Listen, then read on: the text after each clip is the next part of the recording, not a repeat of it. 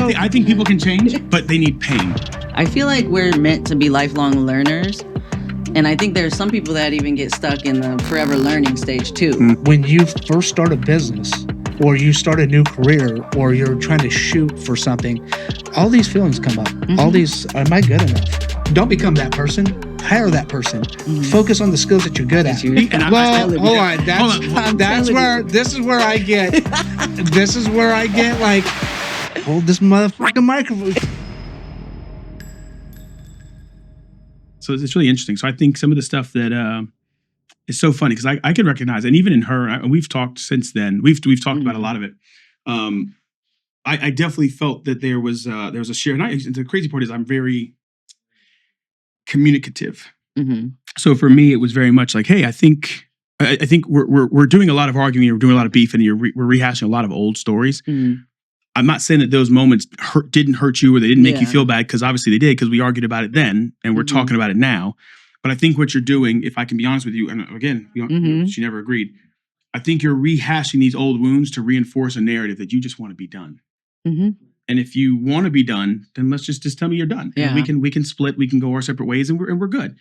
But this rehashing the story is just so you can support this narrative. Like you're like, oh, I want to be done because he's a monster. Yeah. And you keep revisiting these old stories that aren't really, they're true. But like you're talking about like, oh, I remember the time you messaged a porn star on Snapchat. It's funny, right? Like it's funny but because it's like, she's right. That did happen. What would happen is every morning, because we're nasty deviants. Every morning I'd wake up and there's a porn star who had like had a Snapchat or something. It was one of the girls we watched. We're like, oh, we'll add it. And every morning we'd watch her stories. Every morning we watch her stories together. Yeah. We watch the stories. And it was our funny thing because she never did anything nasty, but she had this little creaky voice. Wow. So we'd watch it, we'd laugh. Well, one day I'm sitting at work, I'm bored, and I'm like, oh, I wonder if she posted a story. So I go check it, and there's no stories. I'm like, oh, this is bullshit. I was like, no stories today? ? Send. Oh. Didn't think nothing of it. We go home, we're chilling, we're watching TV. My Snapchat goes off. My wife goes, oh, you got a Snapchat? Oh, the porn star messaged you. I was like, what? She messaged me? Yeah. What? She said, she opened my phone. She goes, oh, she did. Yeah. She said, so sorry, baby. I'll start posting again soon. And I was like, yeah, hey, I'm in there, boo. I'm in there. And she goes, oh, wait, you messaged her. I was like, what? No, I didn't. She goes, yeah, you did. Remember. And she goes, yeah. I was like, oh, I did. You know what? I fucking autopilot, bro. My bad. Yeah. Oh, shit. Oops. Damn, I did do that. Hold on, I had to watch my autopilot. That was the end of the conversation.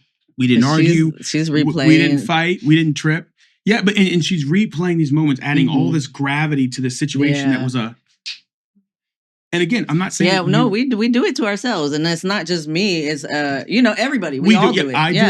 I do the same thing. So for me, we tried to rekindle at the beginning of this year.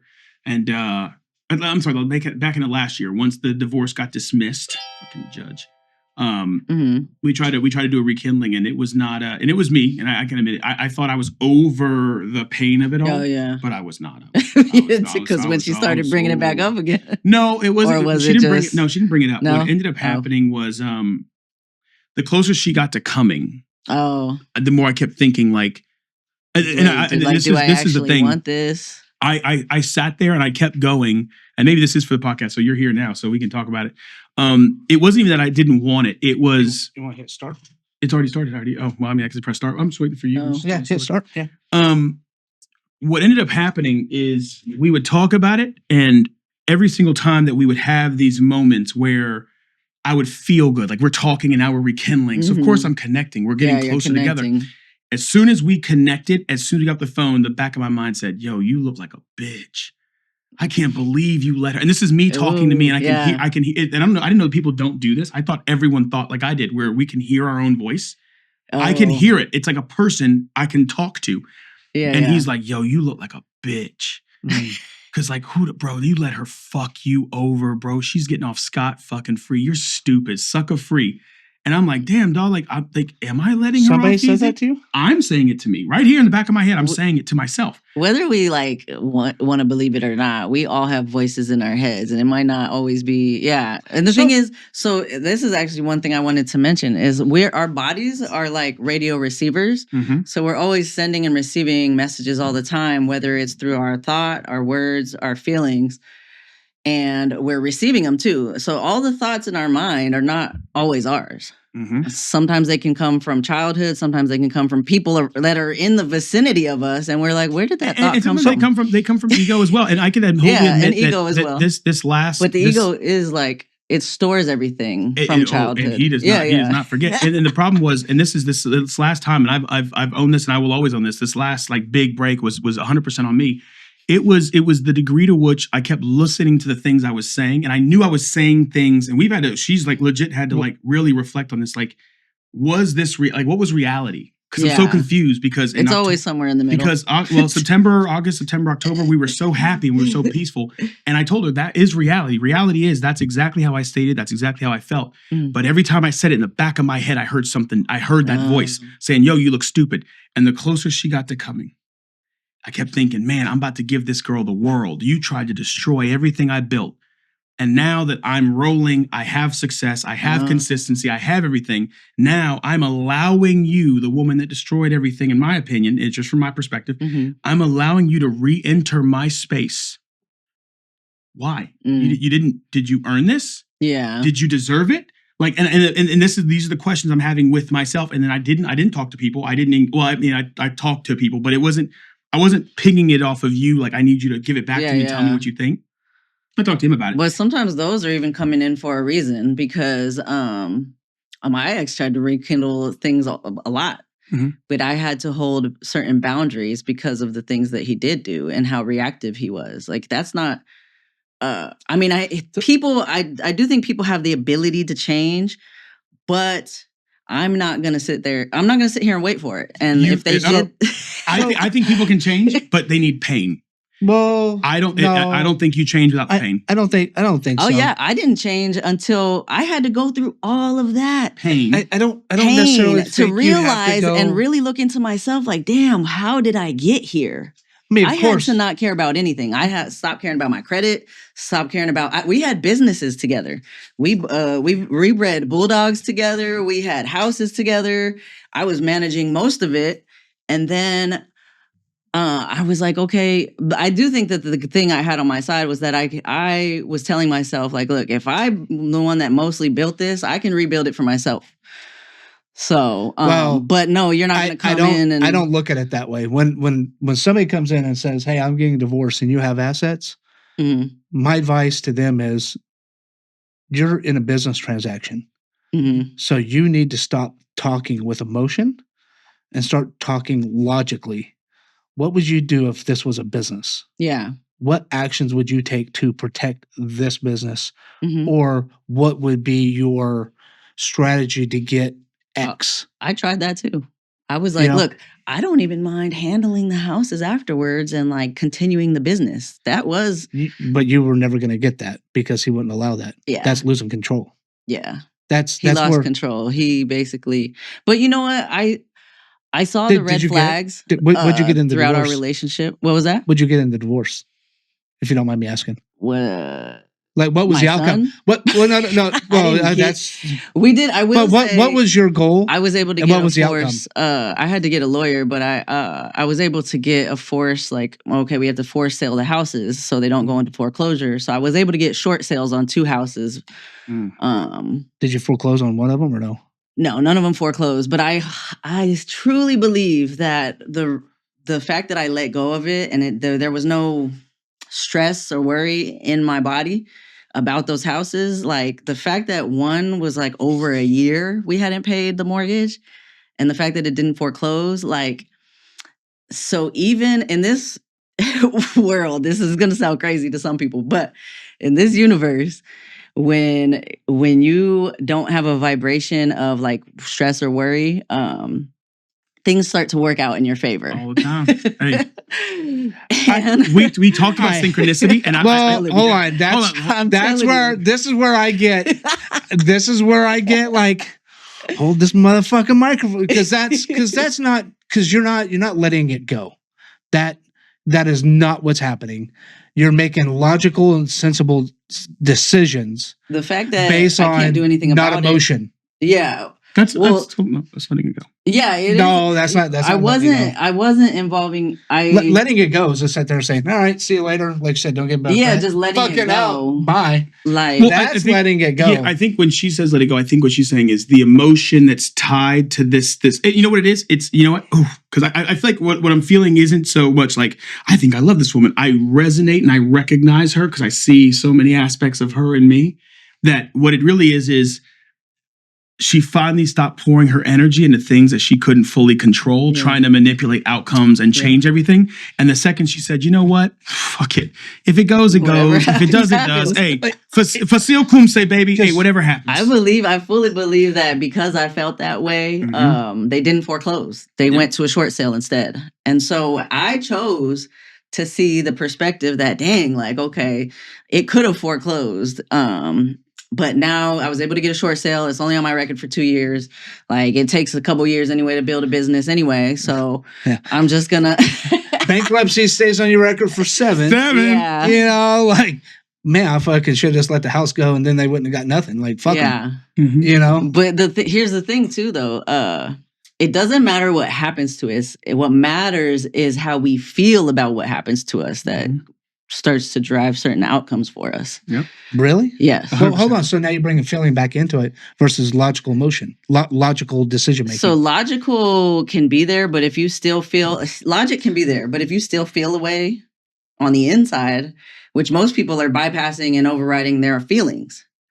So that is where that crossroads comes. If you're just thinking about logic, which I know a lot of men do, not to say no, but even I'm not disagreeing. Look, I'm not I've disagreeing. gotten very logical just being in the masculine world. You know, having to be a Marine for 14 years. I've gotten very logical. Yeah. And when I tried to be logical, that didn't work for me. So you're correct. And the reason why we can do it is there is a feeling that's still assigned to that logic. Yeah. Do you know what it is? What is it? Numbness. Wait, that's what? a feeling. That's a feeling. That is a feeling. Okay. Numb is a feeling. I feel numb to it. I feel numb to the thing, numb to the outcome. I'm going to make logical, logistical decisions to get this outcome, and I'm going to let it ride. Yeah, that's a numbness. There's That's a all it ton of is. successful people that are still empty inside because they haven't. Money in the bank account doesn't make you happy. Yeah. Oh, No, it happiness doesn't. has to come from internal. Yeah. You can have $100 million. You can be fucking. Yeah. Everybody wants to be Jeff Bezos. Nobody wants to pay Jeff Bezos prices. Nobody wants exactly. Yeah. Exactly. They're That not should cost willing you. to Yeah, sacrifice their ass. Yeah. And Yeah. emotionally, physically, mentally to get there. Mhm. They don't want to do it. You know, this is we'll talk about transition here in a second. You know, I talk to people who are wanting to go into business and I ask them a question. First question I always ask them.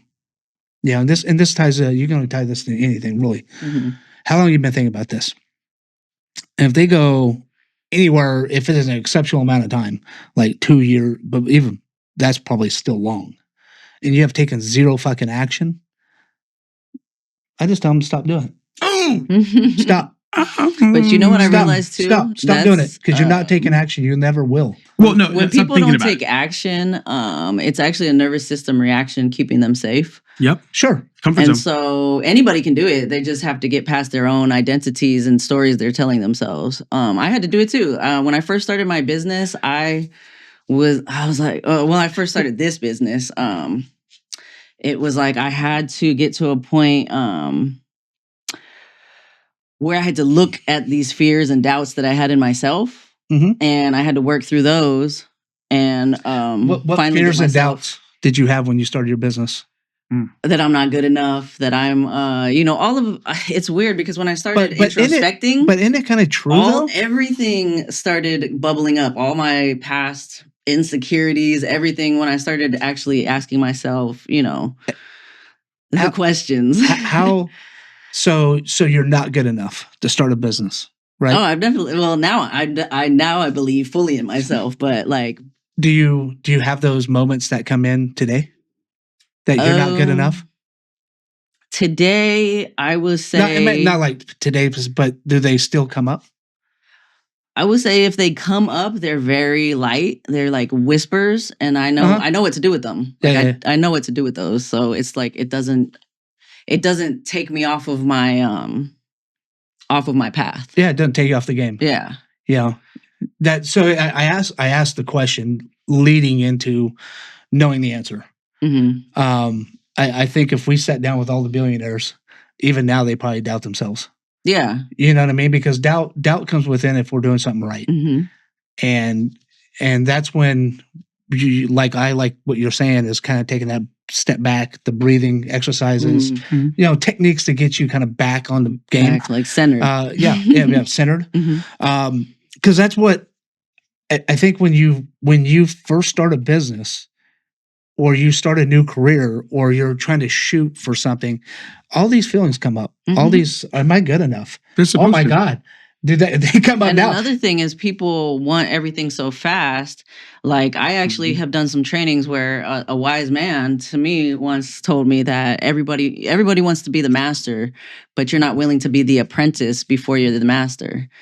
So it's about being able to accept and like know that like I'm just starting out and I can admit that I'm an apprentice and I'm still learning, and that actually takes a lot of pressure off of me. You know what I tell people? They're like, I was sitting on this panel once.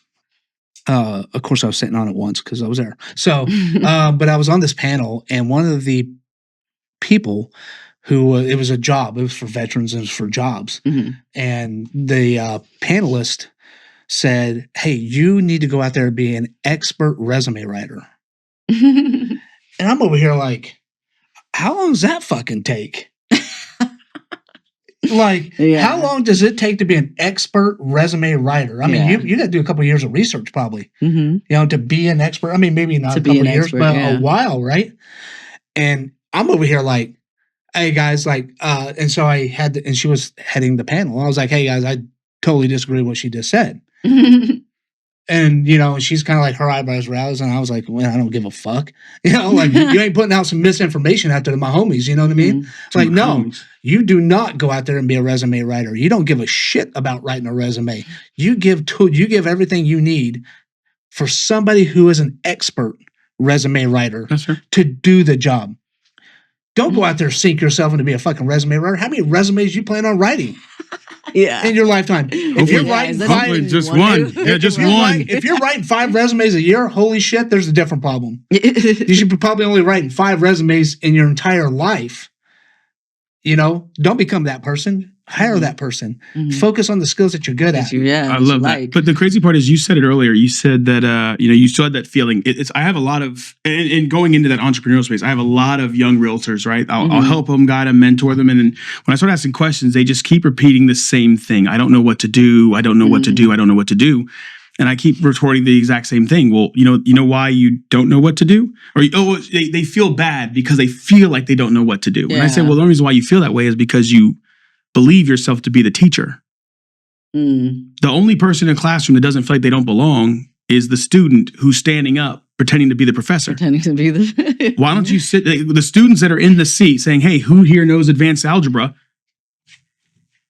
I don't know shit, right? So the students, we sit down, we know we don't know anything. We recognize that we don't have the experience, and we sit and we learn. The professor, who is the professor, comes in, they teach the class, and then we learn, and then we can maybe one day hopefully have the opportunity to sit where he's sitting. The problem that I see a lot of times with entrepreneurs is we want to so quickly become the guy standing up front, and then we get stuck in imposter syndrome because what happens is you think you're supposed to know enough to be the teacher, but you didn't even start day one in class. I tell people so I feel like we're meant to be lifelong learners, and I think there's some people that even get stuck in the forever learning stage too. So I feel like there's a balance where we do need to learn some things, but then when are we going to start actually going out there and teaching it and executing the plan. and executing the plan type of thing. I hear this time and time again, and it drives me absolutely crazy, is, oh, well, I got to figure out how social media works. Cool. Which one? All right. Well, by the time you figure that out, the next one's out. Yeah, the next one's out. Yeah. That algorithm's done and gone, man. And I'm like, I don't want to figure that out. I don't give one shit about social media. I don't care about their algorithms. I don't care about bop. I care about making the content that goes on there. I need somebody to execute the train Mhm. on that other half of it because it's not a forte. I am willing to learn. Yeah, but the problem is, but we're entrepreneurs, man. We're looking at our budgets, we're looking at our finances. We're thinking, I don't have the money to afford the social media expert, so I'm just going to do. And this is the problem, especially like with Marines and Navy people. We try to do everything ourselves. We go, I'm going to manage every single part of this process by myself. We start to either micromanage, and we sure as fuck don't delegate, because God forbid we delegate something, and then now I delegate it out to you. I'm like, you do that right? So everybody wants to be in the business, and everybody gets so focused in that box that I've got to be in the business. I've got to do every single fucking thing. And I'm like, listen, dude, we're not sitting there saying like you need the Amazon budget of marketing, which I don't even know if they have any marketing budget. I'm sure they do. I mean, they do. It's I'm sure it's a deficit every year. But you don't need that. It's this granule stuff. It's starting off small, chipping away, just doing some collaboration, just doing a little bit at a time. like free. I started all my fucking businesses under $10,000 and no marketing budget. Yep, I get all my coffee for free. Me too. Yeah, I would say so too. And so, that's this one. Actually, I started less than $10,000 and no marketing budget. How much for your business? Where were you? Where did you guys start? What do you? What do you do? Invested What's your business? More in myself versus the business. What is your business? So my business is just transformational coaching. And what is that? So I teach people emotional intelligence, nervous system regulation, and how to basically create better lives for themselves. But it also, in doing that, it also clears up all the crap going on in your mind to be able to figure out what it is that's your passion. What are you meant to do here? And so then it clears the space to be able to do that and start believing that you're capable of doing that too. So I can't even say it's for everybody, because not that many people are necessarily there yet, but the people that have come have seen, transformation. And I've transformed myself, so I know this stuff works. So I don't even like pressure people. I guess there's no pressure. It's really just like, I think when I sit down with a person one-on-one, it speaks for itself, basically, what I'm able to tell them about the patterns they're still running and different things like that. And they have to be open to accepting those things. And then when you have somebody coming to you who's saying, you have to be open, because God forbid you tell somebody a pattern. They don't want. We talked about that earlier. Yeah, you start breaking down patterns before they're ready, and they're like they're argumentative. So I won't even coach somebody that's not able to take any type of self-accountability, constructive criticism and stuff like that. I won't even take somebody. They're not emotionally ready. Don't call out my bad patterns. Because I do it in the most loving way also, because the thing is, so compassion, our bodies are actually wired for compassion. So we can actually get greater change and transformation when we are compassionate with ourselves and others. But we can't be compassionate with others unless we are compassionate with ourselves first. I completely agree with that. You lose compassion as you get scarred along the way. And it shapes into the person you are, the attitude. I get it. I had to do a lot of self-reflecting on it because of all my life experiences, and I had to. One of my biggest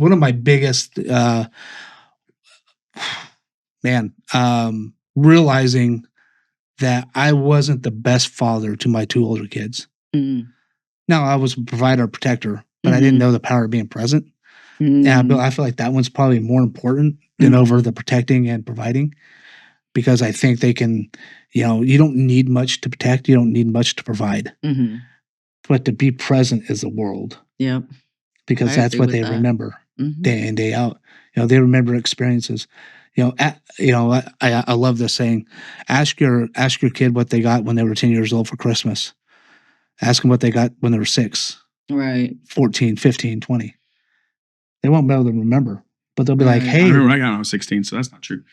Well, it sounds like it was scarring. It was. They gave me a razor. That's honestly what I teach people like too. A shaving razor? A shaving razor. I said I wanted a cell phone. I said I wanted the Motorola Razr. I never. And no kidding. We used to feel our presence for like what we had in there, and it was no shit a Bic Razr. And I remember looking at it, and I'm like, oh man. I still can't use that present to this day. No, that's a completely different. Different thing. Yeah. I did that to my kids, my two older kids. I got iPhone. I can't remember what iPhone it was, but I got the boxes, and I put like candy and gift cards in it. So they opened it up thinking they got fucking brand new, that latest and greatest phones. Funny. Oh my God, they were so Did you get them the phones? No. Oh my God. Hey, on that, ladies and gentlemen, therapy is no longer full because his kid's going to be sitting at the daggone table. What the hell? You didn't get them actual phones, you son of a bitch. I was just like, okay, it's going to be a funny joke. Blah, blah, blah, blah. No, that I misjudged that by a fucking mile. I didn't have the emotional intelligence to understand what they were going to go through. Transformational change. I don't know why you even thought that was going to be funny. But no, it's funny because I was going to disagree with you, but then I realized that, again, I think the thing that I've had to learn, and this is me like really just recognizing that not everybody is like me. So even like the degree of like loyalty and all those things, like that was the toughest part to learn, is not everyone has the same intentions, the same perspectives, the same way we show up for one another. They don't have it. So for me, it was the greatest gift that I have of this whole experience of all the things that happened in the last 3 years. I didn't change up. I didn't let the negative stuff that happened, the betrayals, the burnings, make me go, you know what? I'm going to go burn their lives down. You know what? All these secret stories that I know about them, I'm going to go tell their business now. You know what? All the stories I've got, all the kids, they got drugs at the house with their kids. I'm going to go snitch on them now. I didn't do any of that. And that made me feel so good. Not about like from an egotistical place of like, I'm a better person than them. It just made me go, you know what? Damn, I went through some shit. I could have destroyed them. Mm-hmm. But I didn't join them. I feel good. Or I could have attempted to destroy them, which never would have worked out. Karma always comes back around to whoever it is. And even if you don't see it, it is always come back around, especially to people that do, do the craziest things. It might be in weird ways, and the karma, and you won't even know it, but it always comes back around. The karma, I think, for that will be, because to your point, something will happen. Something will come back around, and you won't recognize how big of a gap my presence was until you realize that you're in a situation where my presence was the only thing that kept you sane or kept you above water. And then you'll go, oh, damn, I sure could use some Terrence right now, and I will not be there. And God forbid you reach out. How do you build that team that you? How do you build that team that you need? So you can actually attract it the more work you do, because I went from attracting people that were always taking from me, and I was that ride or die person, to once I started putting in the inner work and just self-reflecting and figuring out where I needed to, what were my subconscious patterns and rewiring those, then I started actually attracting better and better people into my life that are better friends, that actually are more reciprocal, better, even in dating, I started attracting better and better men. So it's a real thing. Like you start to see, it in real time when you experience it, and you like make the changes, the shifts. It's like little shifts at a time, and you start to see the shifts. I used to think that people's reactions were always going to be negative towards me because that's how I grew up. But once I changed that belief, now everywhere I go, people are super nice to me. They're always trying to do things for me, but for the longest time in my life, like I had negative beliefs that cause those reactions in people. So you mentioned, and I love that. So the goal is, and like what you're saying is as you change your beliefs, as we go through this transformation with you, I change those things. We start to find ourselves more in, because I'm going to use a vibration word. I know you don't like it. I'm using it on purpose. Yeah. So we talked about it, or we joked about it, and he was like, "What the fuck are you talking about?" Yeah. The theory of synchronicity. Could you expand on that, and how like going through a transformation with you actually brings us into synchronicity, what we would feel is euphoria? But go ahead. So synchronicity, I love to talk about synchronicity because crazy. I have been able to fully see, there was a couple of times in my life where I saw synchronicities but didn't really know what it was. But then later on, there is an intelligent orchestration of life that is happening, and people could call it God, you could call it the universe, whatever you want to call it. It doesn't really matter. But everything is happening for a purpose, whether it's to learn from or to experience, basically. And so everything, honestly, to me, I had to get to a point where I was like, okay, seeing angel numbers was a synchronicity. Like angel numbers is like 222, 1111, like just different things like that. But everything is a synchronicity. Literally, like everything that happened today, from when I drop off my son to come here and do this, like everything's a synchronicity. He's so confused. But we can't. Well, that's the thing. We can't. Our human brain can't even fathom what type of intelligence it takes to do that. But that's why there's actually infinite intelligence. So I will never say that I know it all, because we're constantly learning and evolving. Something we said a year ago is different than what we believe now.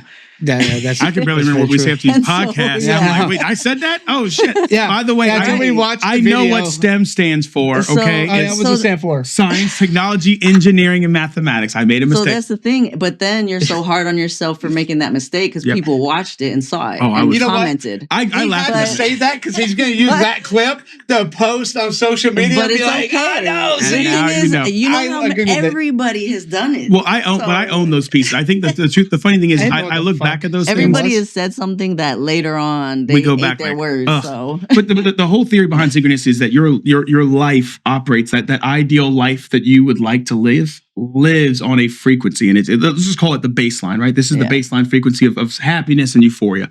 And as you move, your decisions increase or decrease your frequency, and you'll come across it. So, for example, to explain synchronicity a little bit more clearly, you might call it luck. Yeah. You ever needed 15 bucks? You're like, holy crap, bro! I need 20. Damn, dude. I'm like, I just lost 20 bucks. I don't know what I'm going to do. And then you happen to find 20 bucks. Yeah. You ever had an example of that? What's an example? I mean, fuck. Having like, all right, I want to start a coffee shop. And that's her phone. Yeah, that's my phone. And then, I know it's silent. Podcast phone pod. Go ahead. So you want to start? So like, so finding a drive-through. Yeah. Coffee shop, right? Yep. Boom. Found the first location. Yeah. How fast? Fucking quick. That is in all intents and purposes. It's still second location. Fuck, I have so many to choose from now. Yep. And it's like, what happens is, the idea of synchronicity is that as you are operating in the ideal frequency for your life, you'll start to come across these coincidences where things just happen to work out. And it's not saying that you have to. People, like she said, you can call it God. You can say, hey, God's bringing me these blessings. Yeah. What we're saying is that as you operate in the ideal frequency, and that doesn't mean that there's, it's just crazy. As you start doing things out of character, you start to go further away from that thing. So, for example, if you were a nasty person, if you're negative, if we're talking about karma, all these things, you'll start to see a rapid decline because you're putting out negativity. That's all you're getting back from the universe in return. That's that frequency. Yep. Yeah. If I put out positive, it's the theory of go-giving. If I continue to give, but it has to come from a place of genuine giving. Yep. Yeah, you can't come from lack, fake, because that was one thing that I used to do too, where I liked helping people, but I didn't realize I needed to be needed. God damn! Hey, listen, switch sides. But no, the truth is that, and that's the so one. It has to come from true. That is the one thing that I took away from this whole experience and the people that left. And I focus on why I'm upset that they left, because anybody can leave. And I used to say it all the time.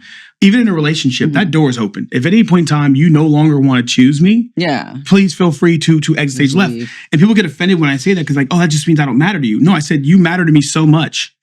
I don't want you to think I control you. Yeah. I'm not putting these barriers up so you can't. You can't leave. I want you to stay. The door's wide open. Yep. We actually go through a lot of pain and suffering because we have too much attachment to things and people. Well, that's kind of, I get the opposite. Yeah. People say I'm the opposite. They're saying, oh. But you're not attached? No, it's not that I'm not attached. It's that I can fucking drop it real quick. I have ability. Well, that's another. I have the ability to, on the dime, and be like, "Whoa, that's really fucked up." And now I used to be able to do that too. How do you feel after But I that? also didn't realize that was a nervous system reaction keeping you safe too. Yep. How do you feel about after? After it's done. So look, 10 years of you and me pouring into each other. I do you one wrong and you go, Terrence is out. No, it's not a one wrong. It's not a one wrong. It's the severity of it. Okay. So like, I mean, if we were in a business deal and you did it, then yeah, I'd be done. Mm-hmm. You know what I mean? Like, so when I tell you that I got a new co-host. That's fine. Oh, that means I got more time to do shit I need to do. So I can pick up what you're putting. I think for me, it was I've always had the ability to just drop you and I move on like it's nothing. It's an attachment. But then I don't like how I feel afterwards. So there's a balance in life though, where it's like you have to be it able depends on what it to is. Detach from like outcomes, basically, but still be able to be open enough to be in the moment. Where presence, being present all the time versus in the past where we're replaying things that could happen, or in the future where you're anxious about things that could happen. I look at it, it's a decision-making process you're going through, right? Yeah. And you're like, whoa, this person wasn't as important to me as I thought because of what they did. Oh, whoa there, buddy. No, sir. What you just said is a little accountability lacking. The person doesn't mean as much to them because you were able to drop them so quickly. What I did to you is a reflection of my feelings for you. How quickly you dropped me is a reflection of your feelings for me. No, I don't. I think it's ability to departmentalize. Yeah. And boom. All right. Well, fuck that. What could your older sons, what could your older children, the ones you admitted that you weren't present for, what could they do to get you to drop them like that? What could they get me to do? What could they do to you to make you go, you're out, fucking dead to me?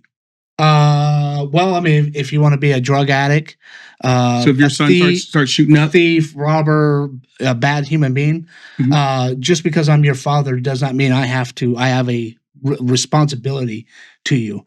We have a responsibility with each other. Correct. Okay. And so, and your responsibility is to be a good person and be a good human and do the right things.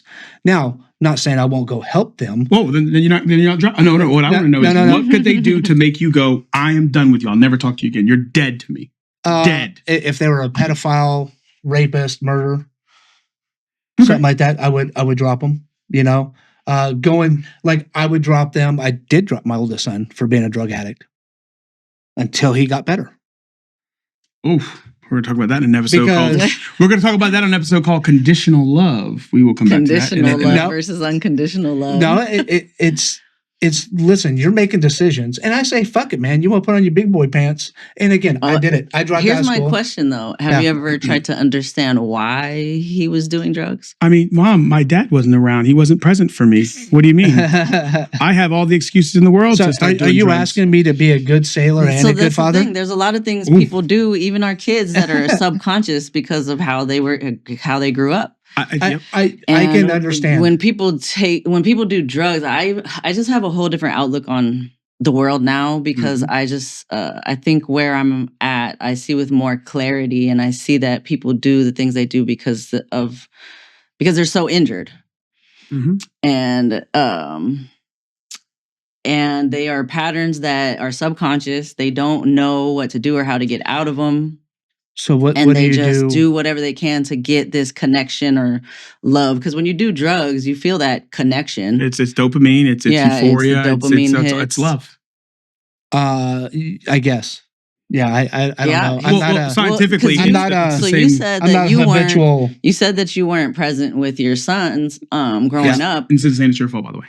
And I'm not saying it's your fault, but he is reaching for love from a different place. Oh no, it was my fault. Oh damn, bro. Hey. Yeah. I mean, listen, take accountability where accountability should be taken. You know, it took me a long time to realize that I wasn't present. I didn't know. I didn't know how to be present. Fuck, I didn't grow up with that. I just, you know what I mean? So I didn't grow up in a relatively single. I have another question parent for household. you. Yeah.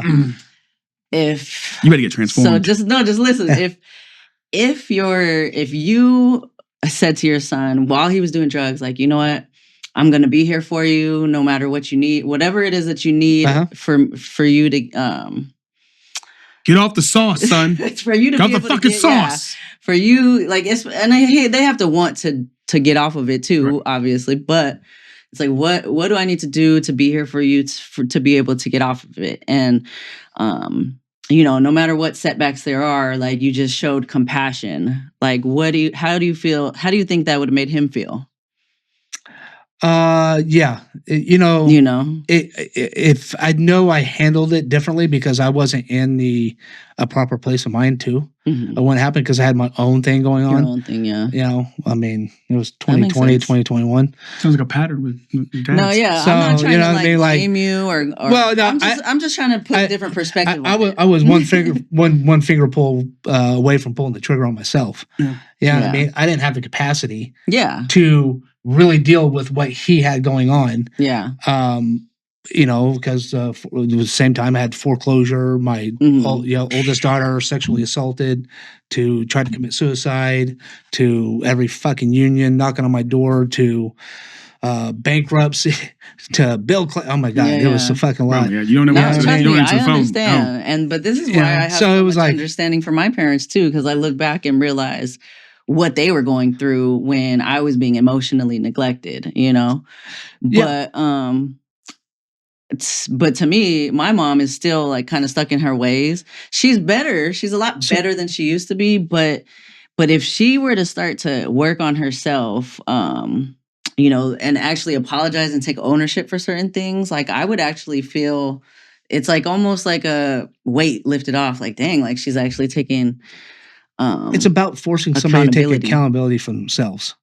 And that's what it was with him. And it wasn't like it was a one time and done. Like it was a one time thing. That's crazy. But like over periods of time, I was like, holy crap. And then I have 3 other kids that I have to manage. Yeah. And I have to put this in crisis mode of like, okay, you're bringing drugs in my house. I said not to. Oh, you don't give a fuck. Okay. Mm-hmm. Well, now I'm not around. Now what's he going to do? Hey, now these other kids are going to see it. They don't need to live in that. They don't need to grow up in that. And that's fair, but that's a boundary. Yeah. That's a boundary. That's I'm fair. not saying 100%. anything that you did was wrong. I don't want to. I'm fucking right every I'm decision. I'm not going to say that you're wrong, because we do a lot of the things we do because of our patterns, and I'm not perfect either. But I realize when I put pressure on my son for certain things, his body goes into fight or flight mode, and that's just what our bodies do. Should. And so we are, in order to get better outcomes from our kids, even, is like we have to stop putting pressure on people and be more compassionate. And it's hard when you're not compassionate with yourself. Well, but it's hard when you have to shut your own feelings off. So the truth is, and that's probably the thing that I think that felt the most, because the truth is, if I'm being honest, the only reason why I'm still upset is because I genuinely care. These weren't people I knew. These were like people I considered like brothers, like family. Yeah. So when you abandoned me in that moment, I'm like, yo, like I'm really upset. Don't get me wrong, I'm pissed. But I still care. Like I still love you. I still hope the best for you. I have no ill will intent towards you. But I will still stand on that hill and say, bro, like that fucking hurt. Like for real, like on some shit, I never would have thought you would have done that to me. Not in a million fucking years. And there's no excuse that I will ever hear and go, yeah, I get it. Yeah, it was my fault. No, and that's what I used to do. Because what I used to do was I used to be so intent on, because those childhood wounds come in, I'm so intent on holding people and not letting anybody go that I will fight to the death to keep you, to the point where I'm taking ownership and blame of all your shit. Your traumas, your bad Now, what I'm no longer doing, I can do both. Team member. But here's what I can do. There's I can do definitely both. a balance. I can do both. What I can do is I can now say, hey, what you did.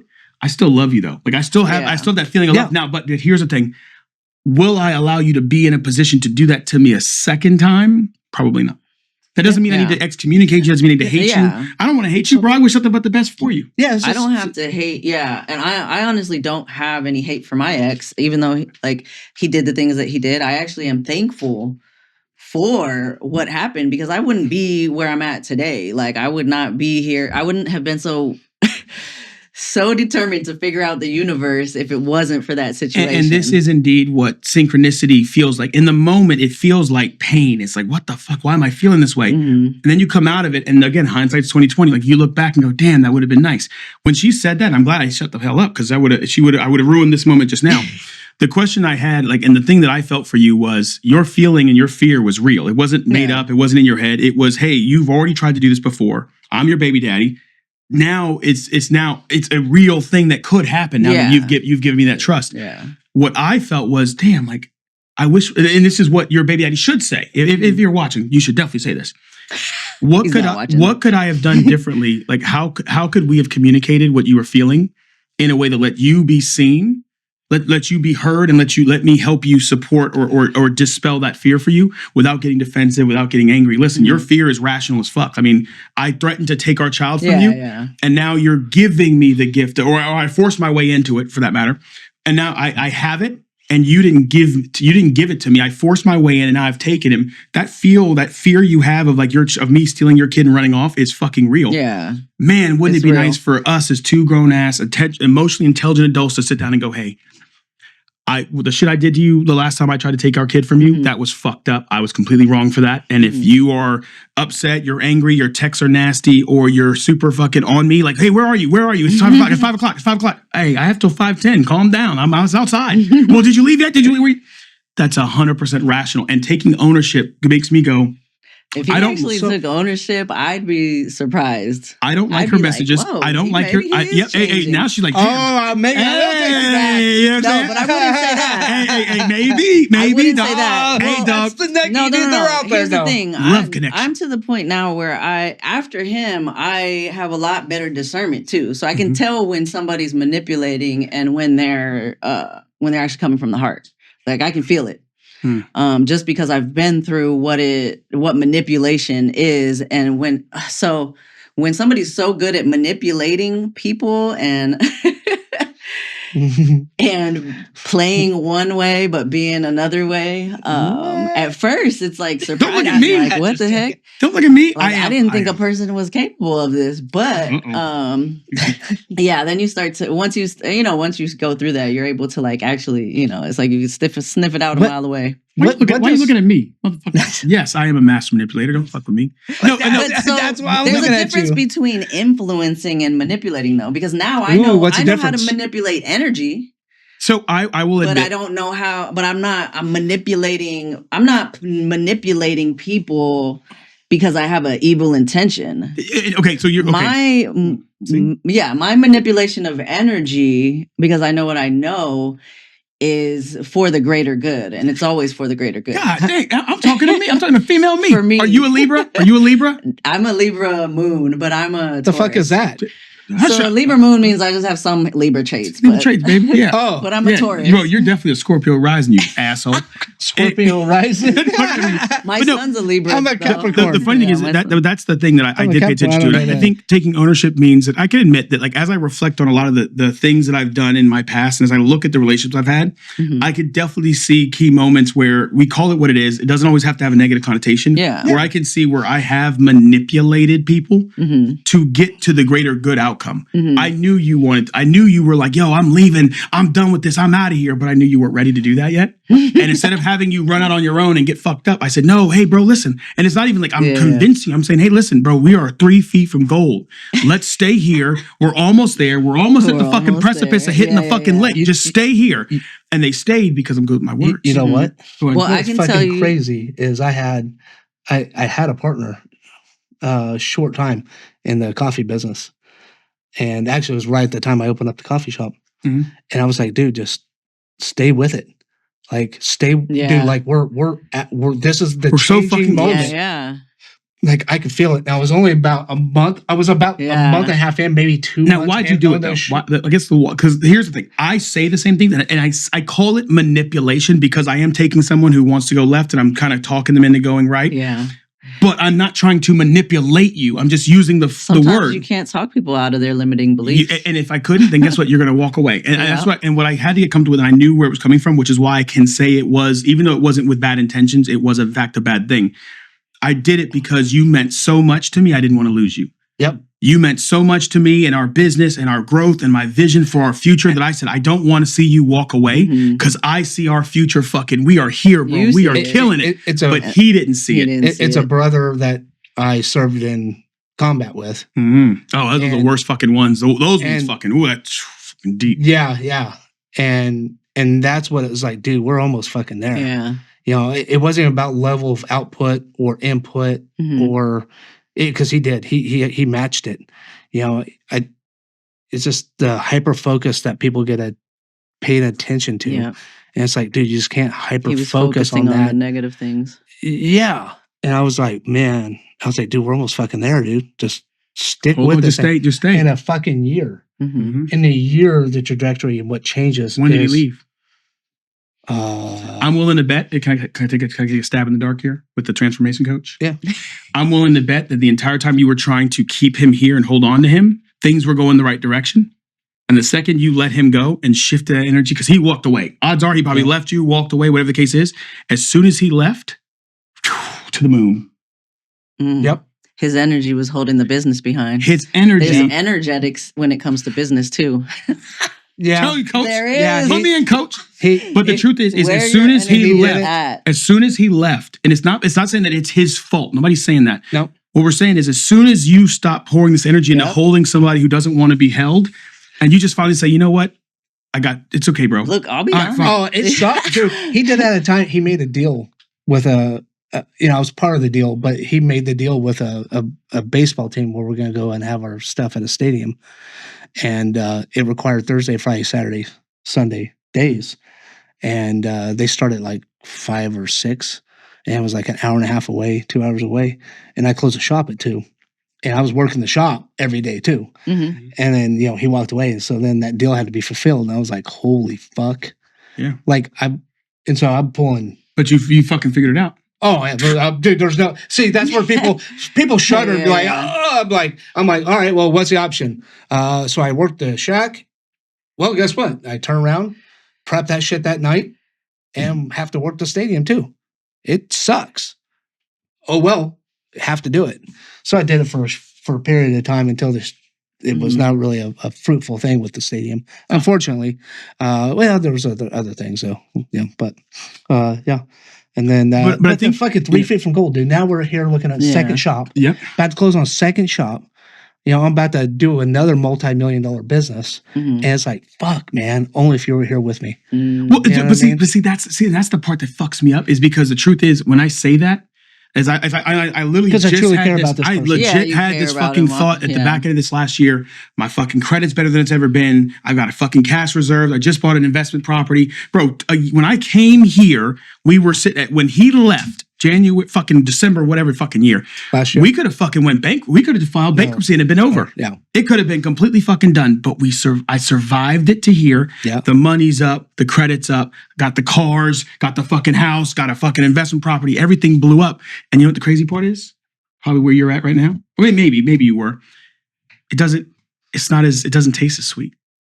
No, what? Because hold on for me. Hold on, no, I'm not there yet. I'm not there yet. This fucking Fruit Loops tastes pretty goddamn good, buddy. It doesn't taste as sweet. Like, I mean, I wish he was here, but and that's the problem. It doesn't taste as sweet because for me, I'm enjoying for me, the vision was this whole vision was my family being here, my boy being here. We fucking building this fucking business, and now I'm sitting here with this fucking. All right, cool, we're here. I did it. Family's gone, boy's gone, friends are gone. I'm like, all right, well, I guess I made it. Oh. Man, no, the friendship be gone. But even then, you're focusing the energy on that. Yes, so that's when I had to pull all that stuff back, and I had to realize, like, yo, hold up, I fucking, and it took somebody else saying it, like, yo, you like, holy fuck, bro, you really did that. Mm-hmm. Yeah, and I was like, I did do that. Yeah. Yep. Oh, and I'm proud of you, dude. Okay, right. I'm proud of you. Shut up, Dad. I mean, shut up, Dustin. Shut up, Dustin. Yeah. It goes. I say, build your baseball team. Mm-hmm. Oh, I say, I go. You only have so many spots on the bench. This is not a bench that goes on forever. Mm-hmm. And it took me to lose a lot of people and a lot of money too. Yeah. Once the money was gone, people were gone. Yeah. Funny how that works out, right? That's crazy. That was funny. Yeah. Then you find out that people were really loyal. Yeah. And I was like, oh shit. Sometimes you gotta lose people to gain and I always the right people. build your baseball team. Mm-hmm. You can have 10 people on it. You know what? My parents are not on mine. Mine aren't either. Yeah, they're not on it. They're off. Get off the fucking bench. I need this for people who are stepping up providing. Yeah, exactly. But So it's building that baseball team that is so important. And it's not about having fucking 7 baseball teams. Mm-hmm. You just need one good baseball team. And that's one the good set of one good set of starting 10. Yep. Yeah. So let's say I'm that veteran out there who's listening. I haven't learned how to master that emotional connection yet. I haven't looked at my patterns intently and all that stuff. How could working with you help me create that baseball team? How does working with you through this transformation help me find a place where I can build that baseball team is going to help me skyrocket my life? So at first, I think it's definitely just joining the free events. Like all of my events that I do for veterans are free. Since I'm working with a nonprofit, I'm able to get funds for certain things. So for me, it's just about building that community. And just the more you're around, not to toot my own horn, but the more you're around me, like I'm just gonna. Hey, y'all hear that train? I'm not gonna lie. Like the more you're around me, you're gonna realize. Like, I know there are trains in Escondido. Things in yourself that you didn't see in yourself before. But you can't feel it because you're on the TV here. But she has good energy. No. But the truth is, I agree with everything she said. And the truth is that's the point. The point is when I noticed that when I started to when I was in Charleston, it wasn't that Charleston's a bad place. It's just I wasn't around the people I needed to be around with my energy, where I wanted to go, what I wanted to accomplish. Our visions didn't align. Yeah. The second I came here and started to match vision or started to meet people who had visions of grandeur and maybe couldn't see their way out of it or had an idea for something. And now I'm like, wait a minute, you got an idea. I love this idea. Yeah. Yo, fuck that. I just pitched him. I'd say, bro, hey, you've got a business. You've got the fucking brand. Hey, let me hop on. Let me throw this at you. He said, bro, it's a great fucking idea. Here, yeah. If you're following that part, just drop the paper. Let's run it. That's the energy that like you need. And again, energy is this, it's people think it's this internal thing. No, it's an external. It's what everything's made out of. Thing. We're all energy. We're all things. So I'm a veteran. I'm attending your free events. What's the sense of the environment that I'm getting? What's the sense of community? How often? How can we find you? I guess is the best question.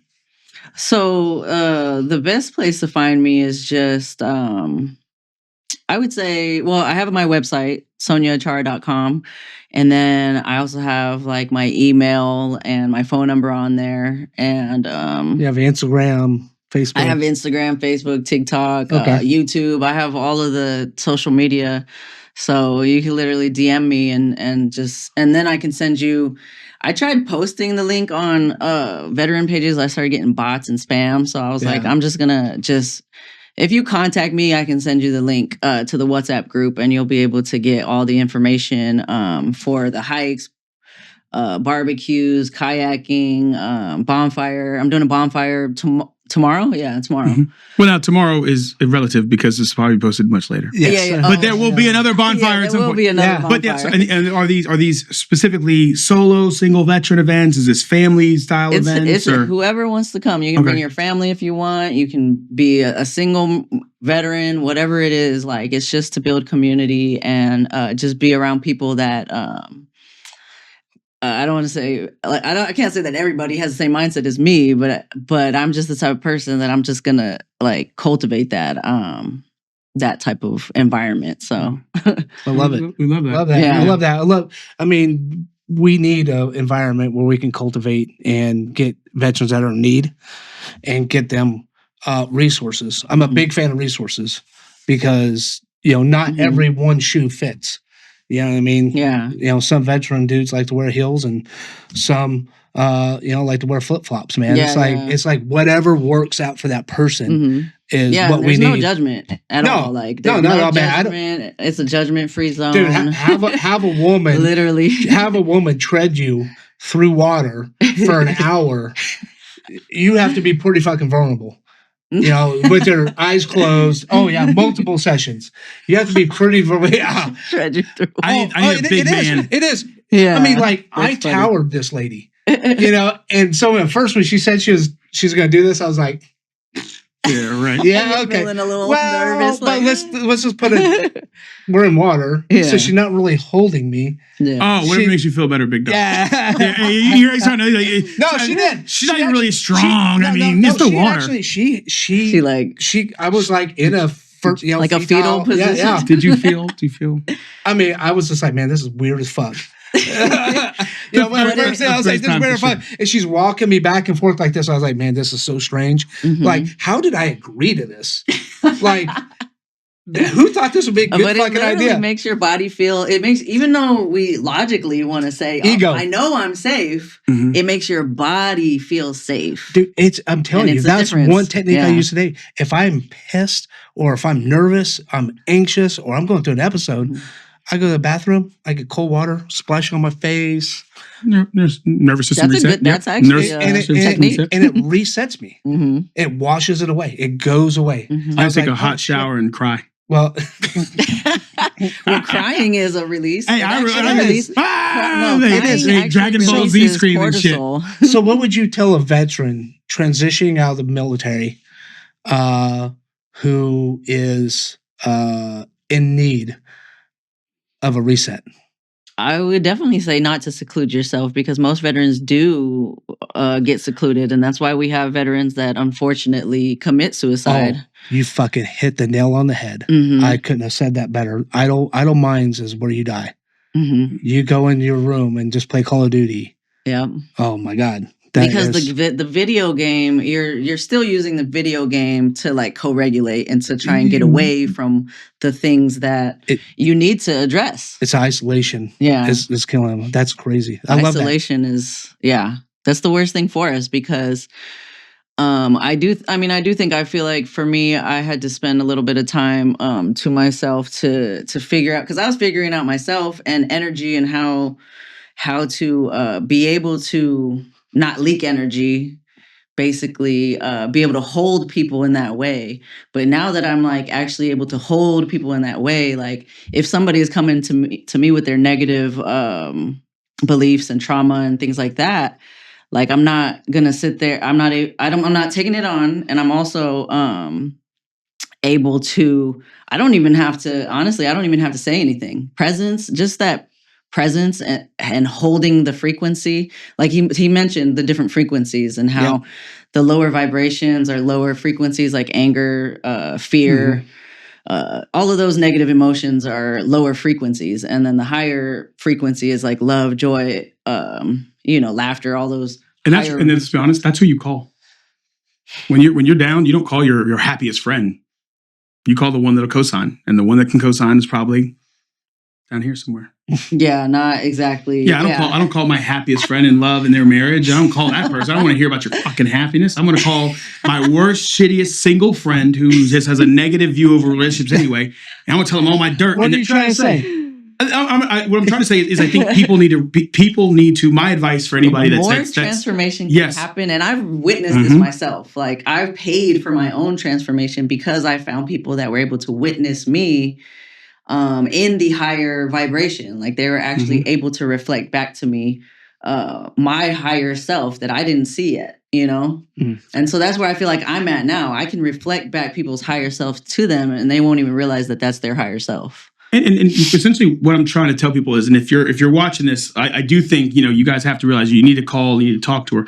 I think the most important thing is you have to realize that a lot of times when we are looking to co-regulate with somebody, be mindful of whom you're going to co-regulate with. If you're finding that you're in a terrible situation, or you're sad, you're angry, you're disappointed with your life, don't call the person that you know is also equally sad and miserable and angry with life, because what's really happening is you're taking someone who maybe doesn't have a capacity for holding that weight or giving that space for you to kind of dump on them. I don't want to make it sound negative, but like they're kind really of dump. just going to take it on themselves, and they'll feel and then they're lower than after where they were. And it's multiplying that negative frequency instead. And that's really what I'm saying. The truth is every single bad relationship, bad breakup, bad argument from men and women's sides, it's men and women going to the people that they know that will regulate with them at the bottom. Because the truth is, I know if I call somebody who's in love and tell them how bad this relationship is going, sure, they come down a little bit of ticks, but they're going to pull me up. Yeah. Hey, girl, like, you're upset right now, but calm down. Like, mistakes happen. I love my husband. I'm going to refocus on the positive. When you go to talk to my negative, I'm not happy. Like, you have people who are not happy with their own life positions, giving advice to people who are not happy in their life positions, saying that person is a piece of shit. Maybe you shouldn't listen to that person. Maybe you should be mindful of who you're choosing to go regulate with, and just choose better people. Make better choices. That's my advice if you're watching. So yeah, and it's like we go to video games, we go to sex, we go to all these different things. That don't get rid of sex now. Pause. It's only, pause. Hold on. I'm Pause not now. saying to Pause get rid of now. sex. Wow. And This I'm is not how you're gonna judging. get canceled Look, right Hey, here. on this episode of Therapy Was Full, I'm not judging it. Sonya is a hack. Don't call her. She Yeah. talked about If you getting rid wanna of have sex. you could have sex. But a lot of us go to sex to fill that void, just for that little bit of. I don't feel no void. I'm not feeling. And it ain't little. My void ain't getting filled, and I'm filling voids, ain't and it ain't little, baby. You know what I'm talking about? Hey, on this episode of us trying pleasure to. is actually a higher vibration. That's so. what I'm trying. Yeah. I'm just out here trying to get matter if higher you're causing vibration. trauma with her. Like, I'm not saying you can't pleasure yourself or be pleasured. That's what I'm doing. Hey, listen. But- Hey, Mr. Davis, how many But times I'm have you? saying, Oh my God. where is it coming from? You have Correct. to be more conscious of where Well, I can it's tell you where it's coming coming from. from, but Oh Jesus. Are you using it to fill the void? Well, yes. Or are you actually just having fun in the moment? Are Being you present with it. are you wanting to feel pleasure? And that's one thing. Are you wanting to feel pleasure? That's Yeah, completely different like- than, hey, I feel I feel alone bad, so or I I need feel to go have bad. sex. Let me go pleasure myself to Yeah. make myself feel better. And that's where it is a bad Yeah, regulation. yeah. Yeah, I agree. I definitely agree with it. It's You like know, where as it's far, not, as far as it's the not- subject it's is, not but bad to have sex. It's just bad. I don't want to say nothing is bad or good to me, honestly. so what you're transitioning them just- to be as monks. Things can turn out better in your life when you're doing things from a more conscious perspective and able to understand where is it coming from. Like, am I doing this to and I always ask myself the questions: am I doing this to take from somebody else, or am I just trying to be present and in the moment and have fun? So do you think it's fair to say once you go through this transition and you get on the higher frequencies and stuff like that, Mhm. sex would actually be better? Yes. Oh, 100%. 100%, because a lot of us are numb to a point where sex is only barely, honestly, where sex is actually barely making the mark, where you get that quick little. Whoa! Hey, Wait, I there we don't know go. what they coming with from Nigeria, but apparently it's Yeah. little. You know what I'm saying? You know what I'm saying? No. Hey, Well, little. look, not up in here. I'm not even gonna say the sex was actually bomb, and that was his thing. He was good at performing. Good job, dog. Way to But- represent Yeah. for the people. But he was doing it for the wrong reason. So it was only for that moment, or You're like, yeah, he gave you the love hope. an hour or however long. Oh, But God it doesn't damn. matter because everything else was empty. I mean, yeah, but that matters. yeah, I mean, an fucking hour. hour long. Question, That's live good. exclusive. Did you ever go back? Definitely have better. Did I go back? Yeah, Once, once I left, I didn't go back. He tried, but it was weird. Like once I I don't think she picked up. No, she didn't. wait, what? Did you ever go back? Go back Yeah. 'Cause, you for know- some sex? No, once you Or go, what? once you go black, you know what I'm saying, and that's Nigerian black. That's black. Did you ever go back? So I became more open to like dating different types of men, but I have always been but here's where this came from though. I've always been attracted to black men. No, but we're in there. it was because Still I there. actually learned that was a childhood thing that happened because when I was a kid. So when I was a kid, So it's childhood trauma. Uh-oh. no. So it is a childhood trauma because I got made fun of by white boys. Oh, Good job. Thank you, white boys. I got made Oh. fun of by white boys. We of the black delegation And appreciate the black you. boys were nice to me. When We I of the was black little. delegation, Like, thank literally, you. I remember in kindergarten, the black boys being nice to me and the white boys Mhm. making fun of me. Yeah, we love And our. I saw how that shaped who I even dated later. She's a twofer, baby. She's Asian and But white. that's just, but now I became more open to because I saw that was a wound and not like Oh. I'm just open now to like the type of for me now I'm more focused on somebody's heart and where their heart is. Like it doesn't matter. yeah. Like the looks don't matter that much to me. Like you do have to be able to keep yourself in shape and certain things like that. I do have standards. So you can be ugly. You can be ugly and black. Oh my god. Anyway, on that note, I'm not. This Eyes is were- not a dating. This is not a dating. This- Don't come to the events looking to. To get traction. Yeah, You I'm know. just here to like be there for people, and Yeah. that's what Not- you do. not that way. Well. yeah, Motherfucker. yeah, Not stay in away. that way. Don't Stay be a away. fucking creeper showing up to the events. That would, but that would be be normal. That Just would be be a regular. whole nother episode. Because trust me, I've been in this disability group, and I ain't gonna lie. Some of the posts, I'm Some like, of the- oh wait, I see them. Yeah, I'm They're like, Wait, what? bro, I'm in this disability group, and it's 100% disability group, and it's military, They're Marines, posting. Air Force. And bro, Look. one of the posts, I was scrolling, and my son saw the post as I was scrolling through Facebook. I was just scrolling past it. And my son goes, Dad, you're looking at that stuff? I said, looking at what? He goes, you're looking at porn. I said, I'm not looking at porn. I scroll back down and it's just a woman's profile. She posted her like, hey, I'm introducing myself. Here are all my pictures of me. And it was very provocative. I don't know what you were trying to get when you said, hey, I'm here and this is where I live. But I was like, slide the DM. I was even seeing posts of guys saying, hey, this is what I do and da-da-da-da-da. Who's single in here? Like, they were really looking for it. And the truth is, I think that's something. But to your point, I think that is... When I see that stuff, what I see is I do see that that's escape. It is. It's a hey. Oh yeah, to put your motherfucking self out there on a web page or bro, because group, half naked or naked and just see silhouette. That's an escape. You're thirsty. Wow, thirsty. You're thirsty. No, thirsty I'm so whole in myself now that like for me to even get with somebody, it would have to be time put in to be able to, so I could see who they are, like where they're at. Because I used to be the type that romanticized, and I would romanticize like where a relationship could be, but I wasn't staying present with where the person actually was in life. Let me ask you this. Business and relationships. Where does one suffer and where does one thrive? I feel like with business and relationships go hand in hand. I feel like you have to... do you think you can build a business and start a relationship? Like, what do you mean? Like, be a business partner with somebody? No. Or what do you mean? Like, what's the question? No, just starting a new business. Yeah. I don't... Are you single? Yes. Okay, so you're single. So you're... Come to the event on Saturday. You know what I'm saying? Bonfire. Come on. I asked that for a reason. This is not much for me, not for him. Much later. Yeah. Yeah, motherfucker. I think it depends on what your business is. But for me, dating has been part of my business as far as me getting to know myself better when it comes to dating. Basically, I've learned where some of my patterns were that caused certain things. And so it's actually helped in my business too, because I have the experience now to be able to show people where they're, because we tend to like get relationships, I feel like are the one thing that we tend to like kind of put off to the side because we're so used to getting negative things.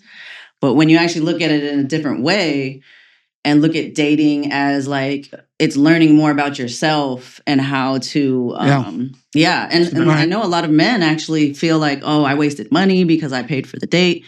But you can't look at it like that. You have to look at it like you're paying for data. So I'm telling you, you're paying for data. Guys, you just buying some megabytes out there. I bought 5 gigs. But also some men overextend, overgive. They do. Like to me, I feel like God, there's so many. Overextend, overgive. Oh, you're definitely an overextender, overgiver for sure. And then you attract a woman that's going to keep taking from you, basically. Yeah.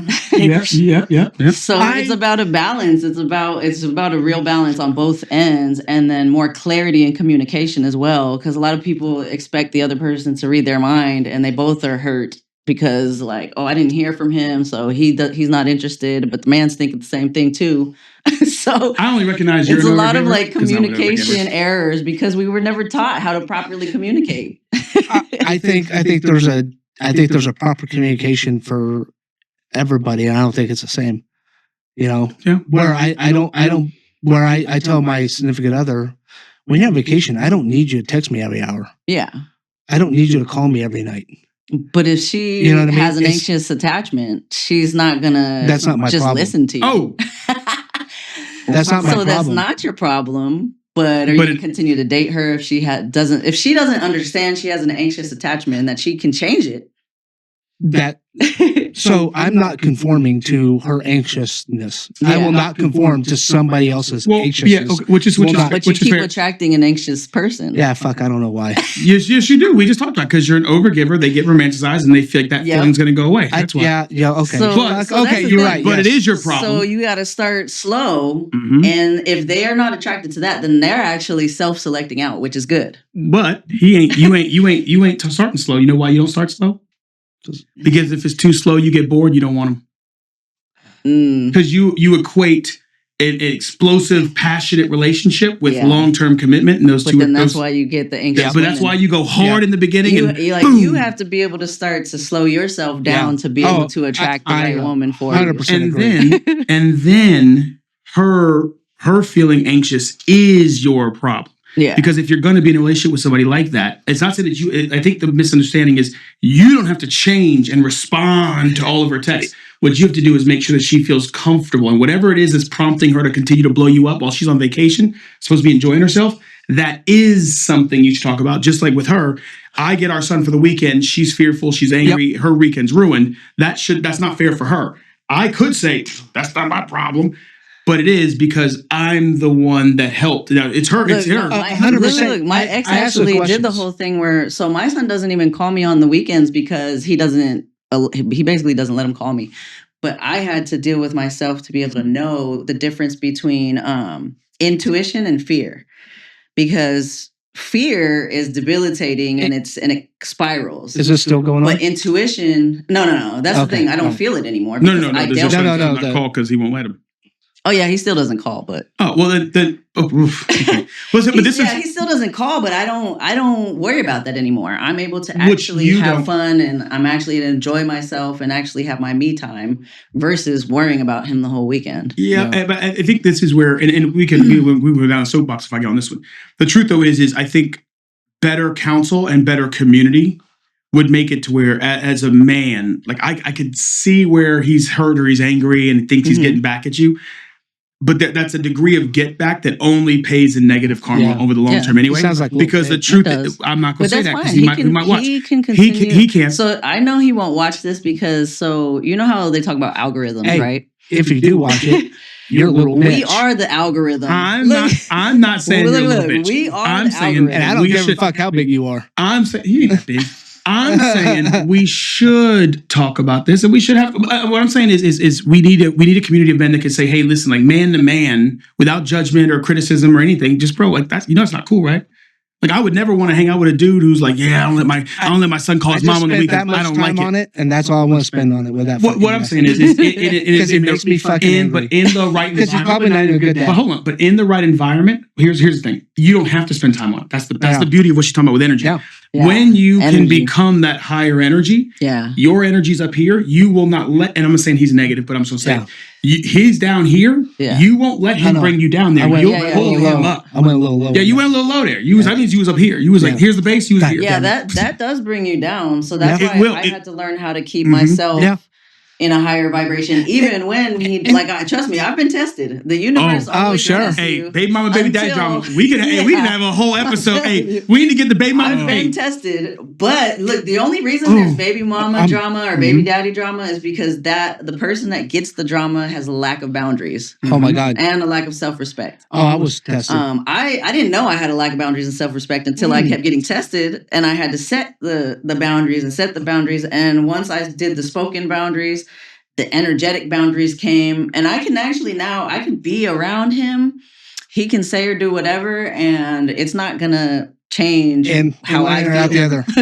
So next episode we're gonna bring you back. Yeah, we have to bring you back. We're gonna bring you back, and what I want to do is I want to get no bullshit. Here's what I want to do. I want to get my son I want to get two single women on the pod, two single women, and I want to have us, and I want to talk about baby mama, baby daddy drama in the military. Ooh, how we navigate that space? Yeah, baby, we getting hot. Whoa. We getting hot. Yeah, hey, we talking about it. Because the truth, I do agree with you. But I'm telling you, a lot of people are in survival mode. They're just going off of what they seen growing up. They're not doing anything to but that's military. That's people who are transitioning out of the military. That's what 90% of them are in because of lack of planning. Yeah, lack of financial planning, lack of personal planning, lack of what the fuck moving. And that's why they need the Therapy What's Full podcast. That's why they need us, baby. With that said, you heard about God, energy, trust, sex, women, men.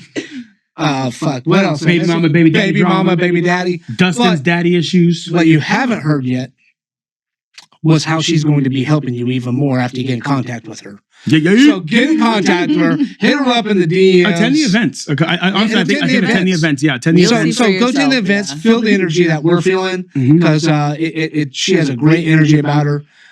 Also, like, subscribe, and comment about your experiences. What's worked for you? What hasn't worked for you? Have you done the transformational coach? Seminar Or have you done the wave clinic? Or did you humba on top of a mountain like a Buddhist?